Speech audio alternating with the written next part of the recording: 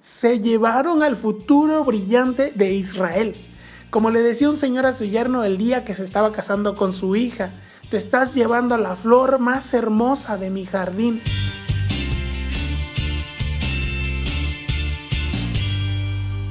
¿Alguna vez te has puesto a pensar por qué es importante que los niños reciban una buena instrucción en casa? ¿O por qué es importante que los niños reciban una buena instrucción en la escuela? ¿O por qué es importante instruir a nuestros hijos para que analicen todo lo que vean, todo lo que oigan o todo lo que digan? Y por instruir me refiero a educarlos, entrenarlos o prepararlos para algo.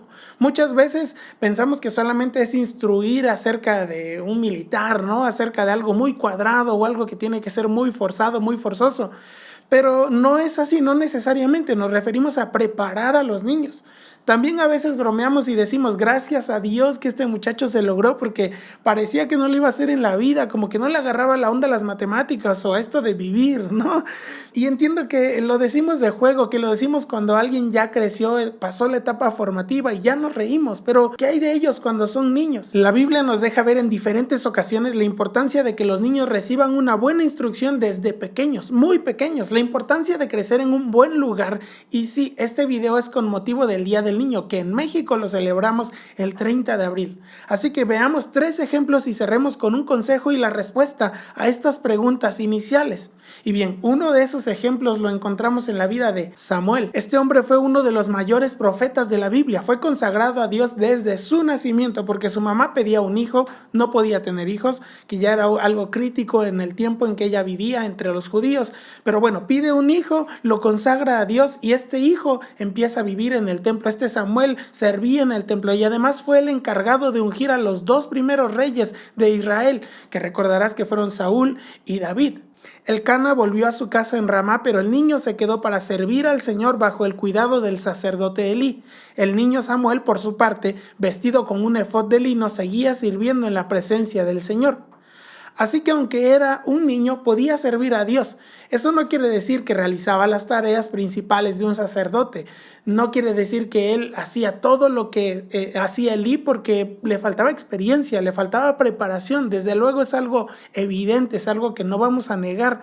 Pero definitivamente nos deja ver que los niños son capaces de realizar tareas importantes también para Dios si tienen la oportunidad y si reciben la instrucción correcta, que es el tema de este estudio. Porque como leímos, él vivía con Elí, no estaba desamparado, no estaba nada más por ahí haciendo: a ver, haz las cosas como quieras, o recoge aquello, ¿cómo? Hazlo como encuentres, como se te ocurra. No, Elí lo estaba instruyendo, vivía con él, quien lo estaba formando en el templo, y como leímos, hasta tenía su propia vestimenta sacerdotal. Ese efod de lino no era una vestimenta de diario. Su mamá además le daba una ropa cada año, una túnica que le preparaba para él, pero esto era algo especial, dedicado para el templo. ¿Y qué sucedió con ese niño que recibió buena instrucción? Lo siguiente: Samuel, que todavía era joven, servía al Señor bajo el cuidado de Elí. En esos tiempos no era común oír la palabra del Señor, ni eran frecuentes las visiones. Y aunque no era común, Samuel escuchó la voz del Señor 4 veces en una sola noche. Acabamos de leer, no había palabra de Dios, pero él escuchó 4 veces, justo antes de dormirse, junto al arca de Dios. Por si fuera poco, dormía ahí, junto a la presencia de Dios. De manera que Dios le reveló lo que vendría para Israel y el futuro de su mentor, Elí. Mientras Samuel crecía, el Señor estuvo con él y cumplió todo lo que le había dicho. Y todo Israel, desde Dan hasta Beerseba, se dio cuenta de que el Señor había confirmado a Samuel como su profeta. Además, el Señor siguió manifestándose en Silo. Allí se revelaba a Samuel y le comunicaba su palabra. No vamos a leer toda su historia, pero puedes seguir con la lectura en 1 de Samuel después de este estudio. Claro está, es una vida interesante, pero podemos ver cómo Samuel comenzó a tener una relación cada vez más fuerte con Dios, porque desde pequeño fue instruido y nunca se apartó de su palabra ni de su camino. Mientras vas a leer y mientras terminamos el estudio, veamos el caso de Daniel, Ananías, Misael y Azarías. Estos muchachos fueron llevados como esclavos a Babilonia. No eran libres en ese lugar, pero en ese lugar también transcurren las historias que leemos en la Biblia sobre ellos. Además, el rey le ordenó a Aspenaz, rey de los oficiales de su corte, que llevara a su presencia a algunos de los israelitas pertenecientes a la familia real y a la nobleza. Debían ser jóvenes, apuestos y sin ningún defecto físico, que tuvieran aptitudes para aprender de todo y que actuaran con sensatez. jóvenes sabios y aptos para el servicio en el palacio real, a los cuales Aspenaz debía enseñarles la lengua y la literatura de los babilonios. Entre estos jóvenes se encontraban Daniel, Ananías, Misael y Azarías, que eran de Judá. Se llevaron al futuro brillante de Israel. Como le decía un señor a su yerno el día que se estaba casando con su hija: te estás llevando a la flor más hermosa de mi jardín. Eso es lo que necesitamos sembrar en la vida de nuestros niños, de nuestros hijos, en su corazón, en su mente, que lo tengan bien seguro, bien arraigado. Esto es lo que tú eres. Eres el futuro de Israel, eres el futuro de esta casa, eres el futuro de mi vida, eres el futuro de tu vida, eres el futuro de muchas otras personas. Deben estar seguros, capacitándolos obviamente, y no solamente quedándose en palabras o haciéndoles la barba nada más para que se la crean. No, preparándolos para ese momento que les estamos diciendo. Algunos comentaristas e historiadores coinciden en que la edad de estos muchachos era de entre 13 y 17 años, muy jóvenes, y me pregunto, ¿cuántos de nuestros hijos podrían cumplir con las cualidades que estaban exigiendo en Babilonia? ¿Los estamos preparando realmente físicamente, mentalmente, en cuanto a la inteligencia y la sabiduría, y principalmente espiritualmente?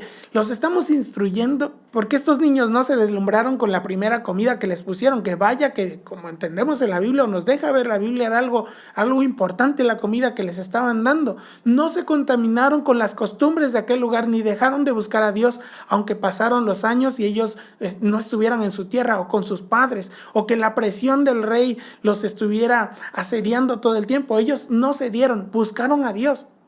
Hace unas semanas, de hecho, hablábamos de la vida de estos personajes en un estudio que titulamos Nosotros No, donde me extiendo un poco más y te invito a que veas ese video, que le des like también, o que lo analices un poquito más, pero es algo que nos deja mucha enseñanza. Mientras, te dejo el link aquí abajo en los comentarios y también aquí arriba. Y ahora vamos al ejemplo de Jesús. Él es nuestro ejemplo por excelencia. De su niñez tenemos muy pocas líneas en la Biblia, tenemos muchas más de cuando él ya era un adulto y de su ministerio, de sus 3 años y medio de ministerio en la tierra. Pero hay algunos pasajes que nos llaman mucho la atención acerca de él. Los padres de Jesús subían todos los años a Jerusalén para la fiesta de la Pascua. Cuando cumplió 12 años, fueron allá según era la costumbre. Terminada la fiesta, emprendieron el viaje de regreso, pero el niño Jesús se había quedado en Jerusalén sin que sus padres se dieran cuenta. Se dice que era un grupo bastante grande el que los acompañaba, así que no era difícil que Jesús se perdiera. Pero Jesús, un niño de 12 años, hijo de Dios obviamente, pero también hecho carne, se había perdido, entre comillas, durante 3 días mientras sus papás ya iban avanzando para su tierra. Y estaba en el templo oyendo y preguntando a los maestros de la ley, y se quería quedar en el templo. No solamente quería estar un ratito, se quedó 3 días sin compañía, hablando de la palabra de Dios. Obviamente, nuevamente recalco, él era el Hijo de Dios, es el Hijo de Dios, pero le interesaba mucho. No estaba jugando canicas, no estaba jugando atrapadas, no estaba haciendo travesuras o rompiendo los utensilios del templo, del tabernáculo. Estaba buscando a Dios. Pero sus padres, María y José, tenían la culpa de eso. Claro, ellos tenían la culpa de que cada año Jesús fuera a celebrar la Pascua, que tenían la culpa de que recordara cada año lo que Dios les había ordenado en Éxodo 23. Tenían la culpa de colocarlo en el lugar y momento correcto para que él pudiera aprender con aquellos maestros de la ley. Ellos lo estaban ayudando en aquello para lo que Dios lo había enviado a vivir entre nosotros. Así que tenían la culpa, claro que sí, porque estaban haciendo un buen trabajo.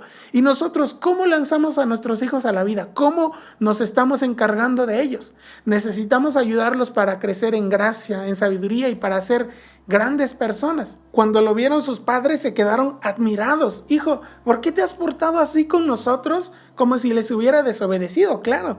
Le dijo su madre: mira, que tu padre y yo te hemos estado buscando angustiados. ¿Por qué me buscaban? ¿No sabían que tengo que estar en la casa de mi padre? Jesús siguió creciendo en sabiduría y estatura y cada vez más gozaba del favor de Dios y de toda la gente. Ya vimos los ejemplos que pueden parecer cortos, pero que son muy significativos y que podemos aprender mucho de ellos. Y te invito a que profundices en esta lectura. Y para finalizar, leamos el consejo y la respuesta práctica que te prometí al inicio del video. Instruye al niño en el camino correcto y aún en su vejez no lo abandonará. No podemos dejar que nuestros hijos crezcan sin consejos, sin cuidado, sin instrucción y principalmente sin amor. Respetemos y descubramos sus cualidades, sus capacidades, sus talentos, su individualidad, pero estemos ahí con ellos descubriendo esas cosas. Todos los días muchas ideas corrompidas y equívocas vienen envueltas en tantas cosas brillantes, tantas cosas que los pueden distraer, que es difícil discernir que en el fondo hay anzuelos de los que será más difícil escapar en el futuro, y nosotros tenemos la responsabilidad de cuidarlos de ese anzuelo que es un peligro para sus vidas. Y claro que como cristianos podemos construir un cimiento firme a través de la palabra de Dios y a través de un buen testimonio de nuestra parte. Oremos y cuidemos que nuestros pequeños crezcan, maduren y decidan seguir a Jesús, que esa sea nuestra meta, que nuestras propias victorias sobre cosas brillantes sean un ejemplo digno de imitar y que ellos tengan esperanza en que sí se puede vivir para Dios. Y este es el mensaje, este es el video. Yo sé que no es necesariamente o especialmente para los niños, pero claro que podemos aprender y podemos cuidarlos a través de la palabra de Dios. Te agradezco mucho que me acompañes hasta este momento. Te agradezco mucho también que le des like, que te suscribas a este video y que lo compartas con alguien más en estos días tan importantes para nuestros niños. Te espero la próxima semana aquí en el canal Buenos Días en YouTube, y también nos puedes encontrar en Facebook, y nos vemos si Dios quiere. Hasta luego.